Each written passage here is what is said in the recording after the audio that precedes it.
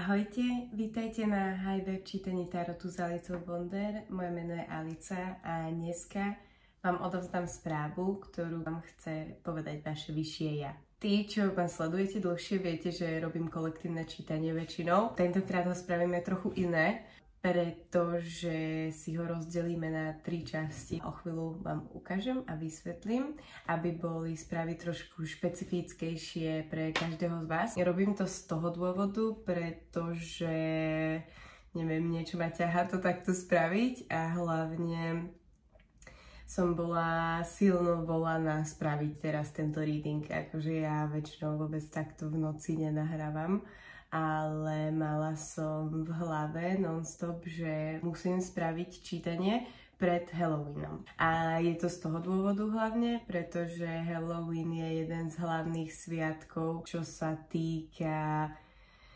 niečoho nového. A vlastne tým, že sa aj oslavujú dušičky a aj končí leto, začína sa zima, jesenné obdobie, listy opadávajú, na jar sa začne úroda, začne to kvitnúť, tak to isté sa deje aj s nami, aj my máme naše ročné obdobia. Veľa vecí odumiera, veľa vecí končí a nové veci začínajú. To je ako keby úplne taký ten pripravujúci sa chodníček na niečo nové do nového roka.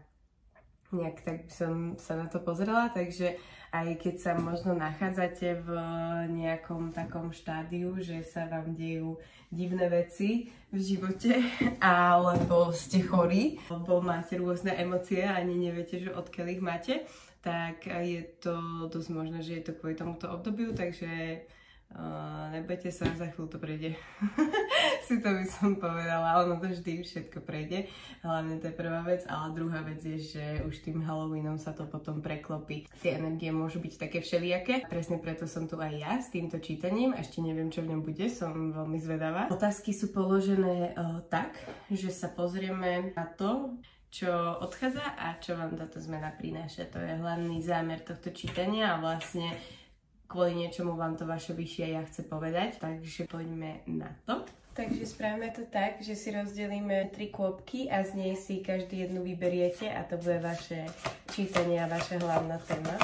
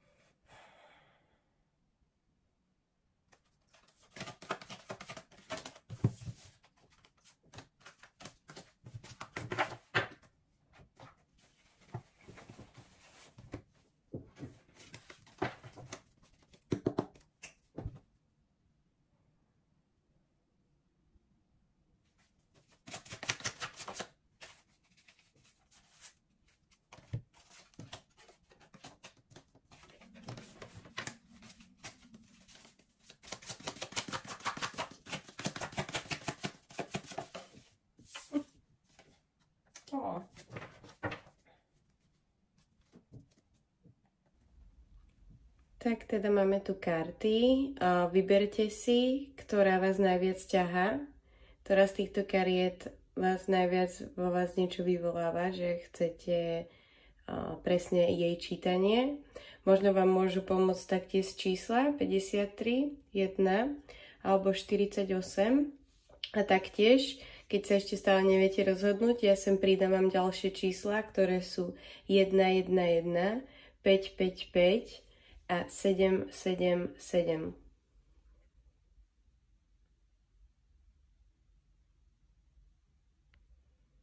Po prípade, keď tak pauzdite teraz video, aby ste si mohli vybrať a keď budete mať vybraté, tak sa vráte naspäť k videu. Taktiež, ak vás ťahajú viaceré kôpky, alebo ak chcete vidieť všetky, tak si kľudne pozrite všetky, môže tam byť správa pre vás v každom jednom. Tí, čo ste si vybrali kôpku 5, 5, 5, tak vítajte, toto je vaše čítanie. No, pozrieme sa na prítomnosť. Král pentaklu, pozrieme sa na minulosť. Blázon a 9 mečov. A teraz sa pozrieme na budúcnosť.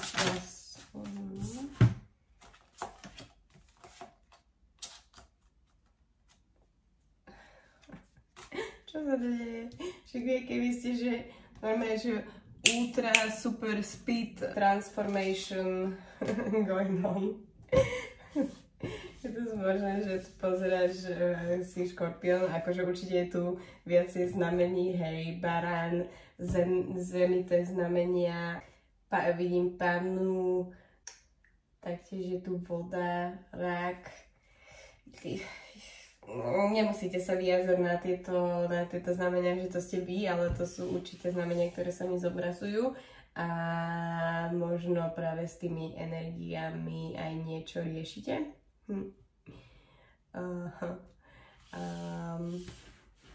Presne sme na tom, máme, že 9 mečov, alebo to máme blázon, takže v minulosti to vyzerá, že ja keby či ste sa vyliečili z nejakej traumy alebo niečo vás extrémne trápilo a už ste si povedali, že stačí a ukončili ste to a vlastne v prítomnom okamihu ste v energii kráľa pentaklov, to znamená, že you're back on track, že tento nový začiatok vám priniesol veľa úrody a čo vás to takto, že vy ste teraz sa cítite pravdepodobne uzemnenie, táto zmena vám veľmi prospela a dostali ste ako keby viacej času na to rozvíjať svoju hojnosť a celkovo vás tá zmena ustálila v nejakom ďalšom leveli a presne to vám prináša vlastne to, že ja keby už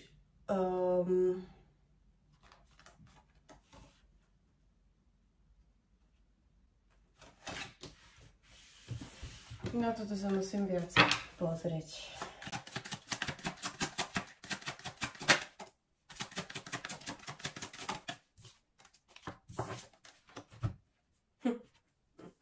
OK.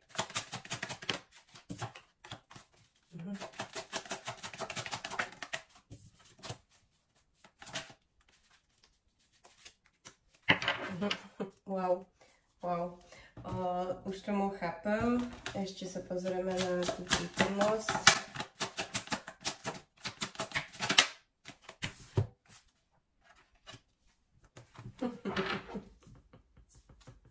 Dobre. Dobrú transformáciu máte. Takže, čoho sa týka vaša transformácia? Mimochodom číslo 555 sú zmena. A vlastne vy tu máte jednajte, sny a Krion.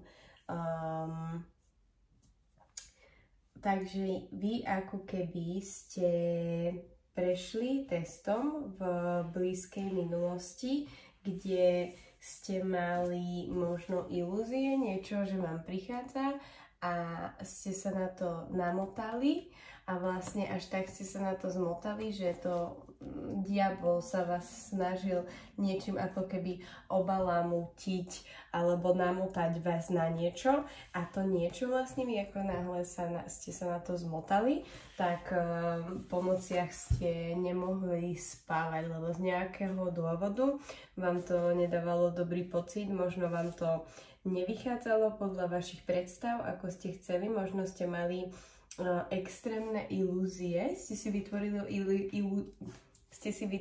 ilúziu buď o niečom alebo o niekom, čo prichádza a vlastne uvrhlo vás to do bodu, kedy ste si uvedomili, že to bola iba ilúzia, že to bolo celé vo vašej hlave, takže ste si uvedomili, že toto všetko vyžaduje trochu iný prístup na to, aby ste boli schopní vojsť do nového levelu.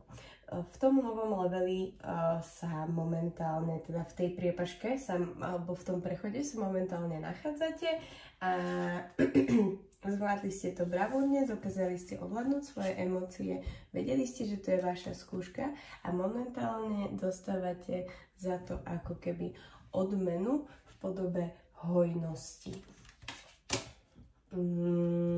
Keď sa pozrieme do budúcnosti, tak to znamená, že už ste si vlastne povedali, že už stačí všetkým týmto veciam, čo vás predtým dokázali ovládať a jednoducho začnete veciam pristupovať iným spôsobom a so svojimi emóciami jednoducho, ako keby ste sa vydali na cestu poznania života iným štýlom, že doteraz ste žili nejako, ale už začínate žiť inak.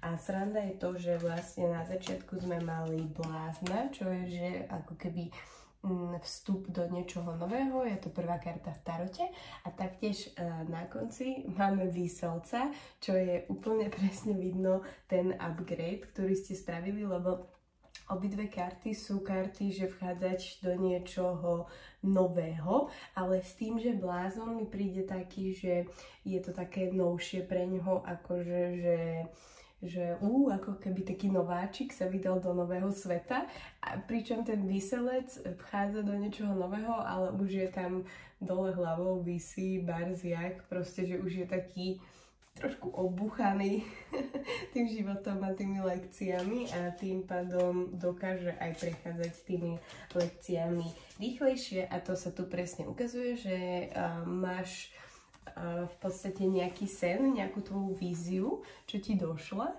a dôveruješ v jej, dôveruješ v seba a vlastne hviezda je taktiež karta investície, že tento tvoj sen sa ti vyplatí a máš vedľa toho ešte 10 pentaklov, čo je úplné bohatstvo a úplné šťastie. Takže to, kam ty smeruješ a to, čo ti vlastne doniesla táto transformácia, ti môže splniť sen reálne. Že možno to na začiatku nebolo úplne príjemné v tej minulosti, ale tým, že rozumieš tomu, ako funguje tento vesmír a liečíš sa, pracuješ na sebe, tak tá odmena ti prichádza. Ešte sa pozrieme na radu, ako má to vyššie ja pre teba.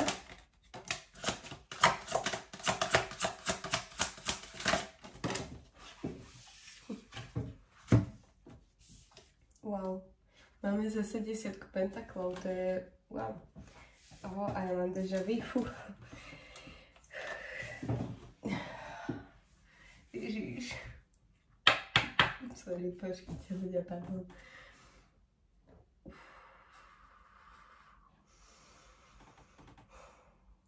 Wow. Ja mám teraz také déjà vu, že dovidenia. Musí prejsť za moje, neviem, keď mám tie déjà vu, tak aby som videla viacej veci vlastne, čo sa v ten moment tu diali. No a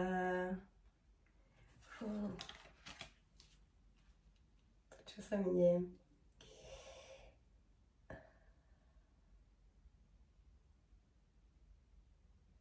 Rada pre teba je, že máš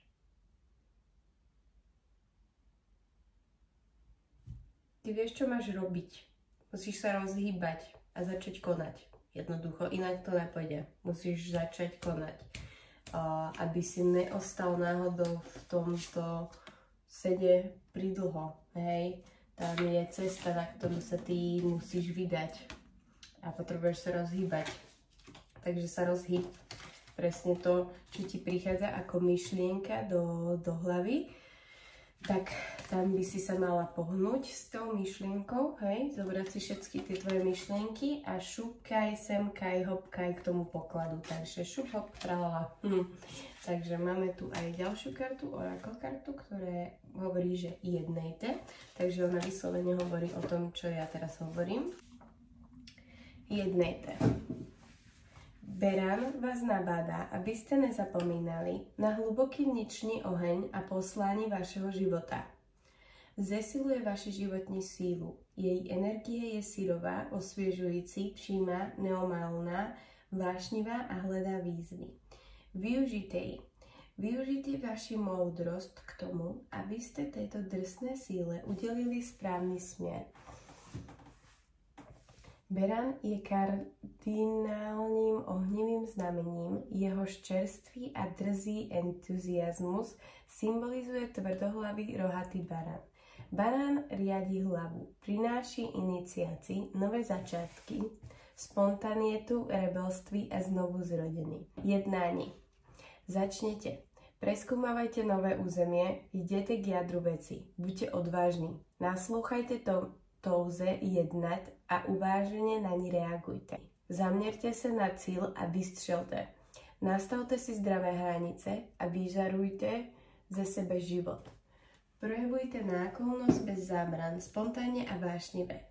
Pracujte v krátkých, intenzívnych návalech, vyhnete sa dlhodobej koncentrácii. Zaujímavé. Barán probouzí vašu mladistvú energii. Direktívní rozkazy v ňom automaticky vyvolají túhu zdorovat. Namísto toho, aby ste druhým říkali, co mají dělat, nebo jak se cítí, podelte se s nimi o vlastní zkušenosti a názory a říkejte já. Hledejte vlastní výzvy a nechejte ostatní, ať si své odpovědi naleznou sami. Ujistěte se, že jsou vyslyšeny všechny strany.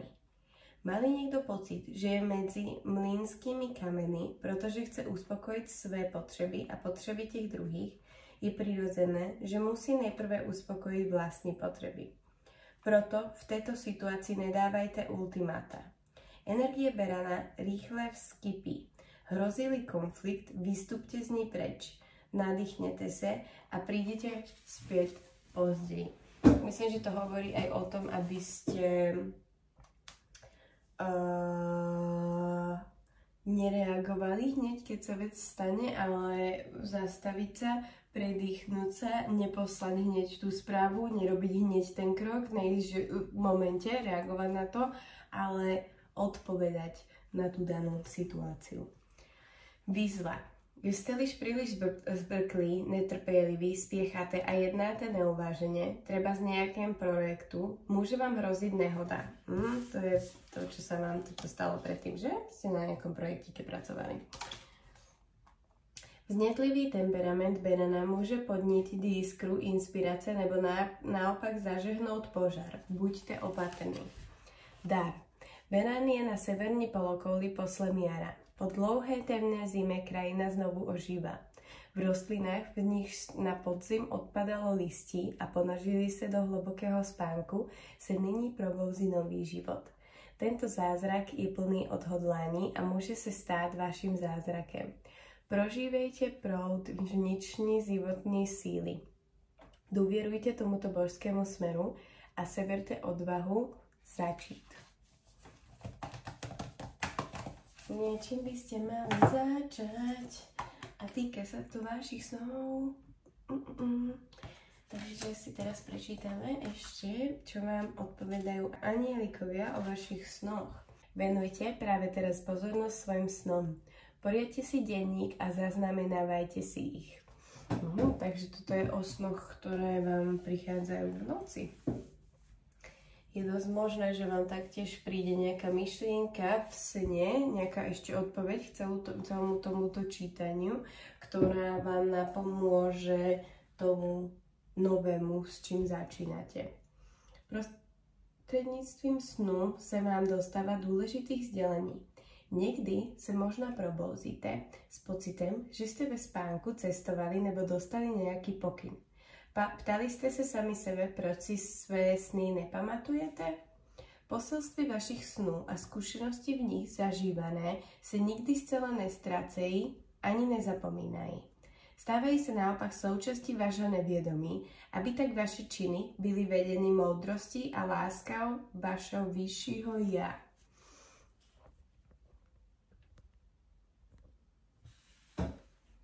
Sny si snáze zapamatujete, když si bezprostredne po probuzení zapíšete všechno, na co si vzpomenete.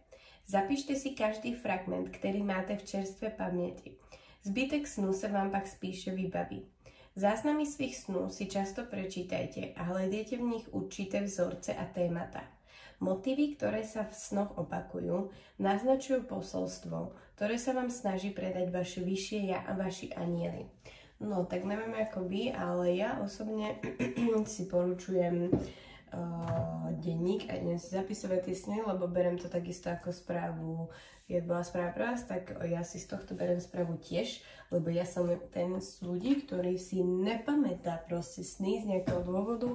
Ja som kedysi ovládala svoje sny lucidne a proste najviac som žila v svojich snoch a reálne potom, ak som sa naučila ovládať svoju realitu tu, tak ako keby ten snový svet mi opadol, ale akože ja viem, že snívam, ale nepamätám si nič, takže idem aj ja do denníku, dajte mi vedieť v komentároch, či aj vy idete do denníku, budem rada, ak áno, môžeme sa v tom podporovať navzájom, holding accountable. A ešte poslednú vec, čo tu máme, je kryštál Kryon, takže je to svetelný kryštál, ktorý vám dneska posielam. Môžete si ho screenshotnúť a hneď vám poviem aj, ako s ním môžete narábať. Kryon z magnetickej služby je skupina anielov, ktorá vybudovala planetárnu mriežku Zeme a významne prispieva k jej vzostupu do vyšších dimenzií. Oslov kryštál Kryon a spoj sa s jeho energiou a príjmi do seba magnetickú vlnu. Požiadaj Kryona o jeho vedenie a pošli mu naša vďačnosť. Kryštál Kryon je tvorený energiou Kryona a nesie v sebe vibráciu čísla 11. Takže tento kryštál si môžete screenshotnúť, ako som povedala, a môžete si ho buď nakresliť, alebo si môžete z neho spraviť obrazok, môžete si ho nakresliť na telo, môžete si ho nakresliť na papier, môžete si ho dať ako tapetu. Proste s ním niečo robte. Ale srandujem. Svetelné kryštály sú na to, aby vlastne tým, že sa to spája z posvetnej geometrie ako keby, tak tie svetelné kryštály taktiež frekventívne fungujú na vaše bunky tela skrz vaše podvedomie, skrz váš zrak. A dostávajú vás do určitej harmonie a frekvencie, kde sa práve nachádza či už táto bytosť alebo energia. Ja používam veľmi silno tieto svetelné kryštále, mám ich aj vytetované na sebe, napríklad toto je Laoesha, kryštál slobody, a taktiež, ak by ste chceli, tak som spravila aj takéto obrazy. To som si robila akože sama pre seba, ale už cítim, že by som ich proste posunula ďalej. Toto je runa, je to svetelný kryštál hojnosti. A taktiež mám Sias, čo je svetelný kryštál na podporu ženskej energie. Takže ak by ste mali záujem o jeden z týchto obrazov, tak mi napíšte do správy, alebo po prípade, ak by ste mali záujem o vytvorenie špecifického obrazu pre vás, tak aj gočiu napíš mi, veľmi ma to baví tvoriť týchto pracovníkov a posúvať ich ďalej. V každom prípade, ľudia, verím, že vám toto čítanie niečo dalo. Ak áno, tak mi dajte vedieť v komentári a taktiež vás poprosím o like a zdieľanie tohto videa s niekým, s kým si myslíš, že by to mal počuť. Ak máte záujem o osobné čítanie, tak všetky informácie nájdete v popise nižšie. S tým sa s vami lúčim, toto je na dnes všetko odo mňa. Verte mi, že každá zmena je pre niečo dobrá a čaká vás krásna realita po vašej transformácii, takže si ju užívajte si každý prítomný okamih, lebo to je práve presne ten dar, ktorý máme, a milujte sa, posielam lásku, svetlo, s láskou, high vibe.